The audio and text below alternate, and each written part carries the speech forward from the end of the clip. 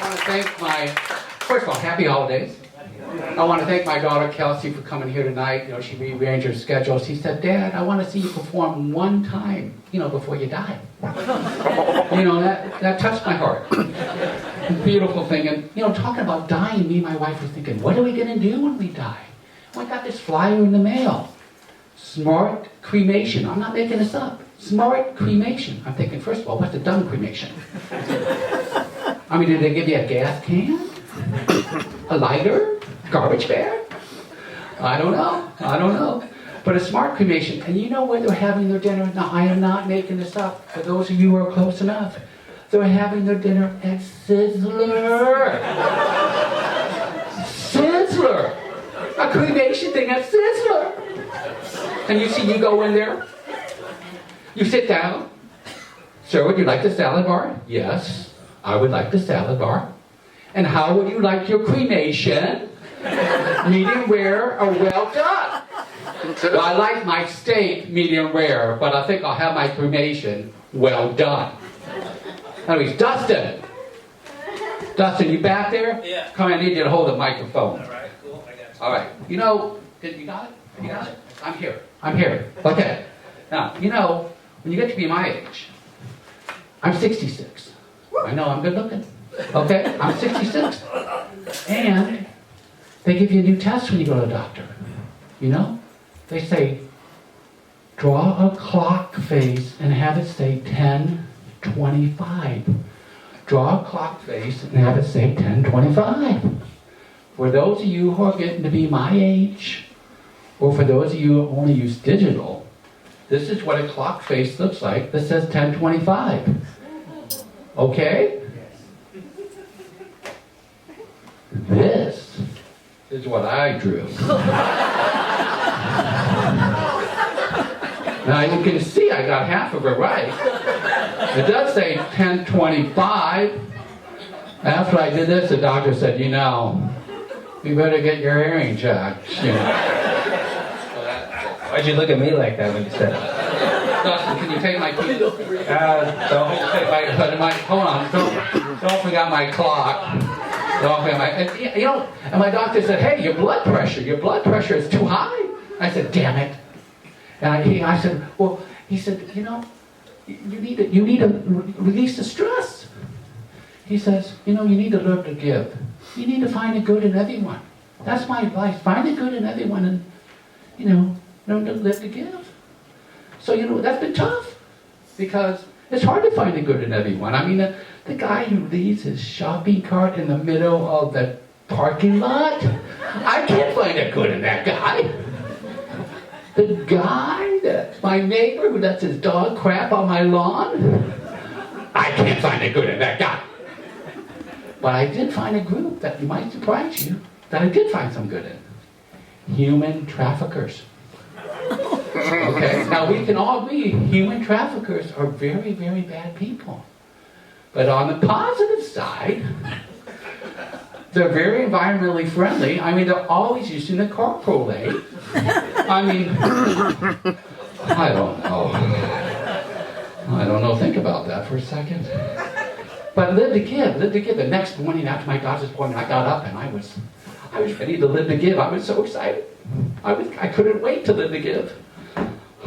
I wanted to change. I wanted to be more helpful. I wanted to be kinder. I ran downstairs. My wife's on her hands and knees scrubbing the rug. The dog had just vomited all over the rug. And I thought to myself, well, maybe tomorrow I do the live to give. I mean, not today. I mean, a weightlifter doesn't lift 300 pounds on the very first day. You got to work up to it. And then, I wish I would have had the live to give earlier in my marriage. I mean, my wife's from Ohio. She likes to mow the lawn. She wants to mow the lawn, let her mow the lawn. I'm not sexist, okay? She'd be out front mowing the lawn. The neighbors would kind of give you a look every once in a while. But when she was 8 months pregnant, oh my God, I'd be up there. The neighbors were pointing at me. They're looking at me. They're like going crazy. They're saying, it was just horrible. And I told her, I said, hey, listen, we got to put a stop to this, okay? You're 8 months pregnant. We need to hire a gardener. All right? You can still mow the backyard, okay? But the front yard, we'll get the gardener for. Now that I've learned to live to give, I would have had the gardener do both the front yard and the backyard, But that's that. So, but, I'm getting older, and, my wife and I, we like the happy hours now. And, I don't drive as fast as I used to, unless I'm going to be late for a happy hour. Then I pick up the pace a little bit, And, and I'm a good tipper. I was a good tipper before the Live to Give. But I like to tip on the happy hour price. Not on the full price, that's too much. That's why I'm at happy hour. So anyway, a couple of days ago, we go to this new happy hour, and we like to discounted drinks and half-price appetizers. And here comes the waiter with that credit card machine. He's standing right over me, and I hit the 20%. And then I realized I tipped on the full amount. I tipped $16 instead of $10. So I'm driving home. I get home, I'm all tensed. I tell the wife, hey, we need some romantic time. She says, oh, I'm sorry, I have a headache. I said, you have a headache? First of all, I just tipped on the full amount. Second, I just took a $7 Viagra, and after you got a headache, that's going to be a couple other bucks. I mean, I'm deep into this thing. I take the generic Viagra because I pay the happy hour price, but she gets the full tip. You know what I'm saying?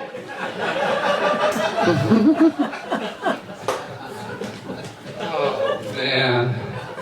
But we also like our vacations, and they're usually good. Well, we went down to Mexico. Mexico, not so good. We're going to be there a week.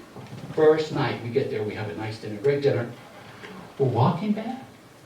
They have those cobblestone streets in Mexico. My wife, she trips and falls and smashes her head right on the cobblestone street. She starts bleeding. I get a napkin. I try to clean her up because I care, And we go to the hotel, and now we're in the elevator, and it's this real small elevator, and there's mirrors all around. And my wife's covered in blood. She looks like Carrie. And this little old lady gets in the elevator, and her eyes get real big, and she starts shaking. And my comic brain says, hey, this is an opportunity. So I look at that old lady, and I look at my wife, and I said, hey, maybe next time you'll listen. Okay, but I didn't say that because that would be wrong. That was my comic brain. But, we did have a nice vacation. We took a Rhine River cruise, and, those are expensive. We didn't want to do a Viking or a Uniworld. We found one that was 50% less than that. It's called Cruzemundo. It's owned by a Russian cruise company. Now, it was great. I'm telling you. Whenever we wanted it to go, food was good. But now that I live to give, I got to tell you some things. If you go on Cruzemundo, the cabins are great. They're really clean. Everything's fine. But every cabin must have a picture of Putin. Okay, you just cover Putin up. The second thing is when you're on the boat, you must wear a Russian uniform. Okay? Now, that saved on baggage. Okay? Saved $100. And then, you can't get water. No bottled water. Just vodka. That's all you can get on that. That's all you can get. But, in October we flew back for a wedding. My nephew was getting married, and, weddings have been in the news lately. Jeff Bezos and Lauren Sanchez, they got married. They spent $50 million on their wedding. $50 million. And I heard after the wedding, Lauren gazed into Jeff's eyes and said, Jeff, if we would have only spent $1 million more, the wedding would have been perfect. I'm telling you, never make them happy. So, but,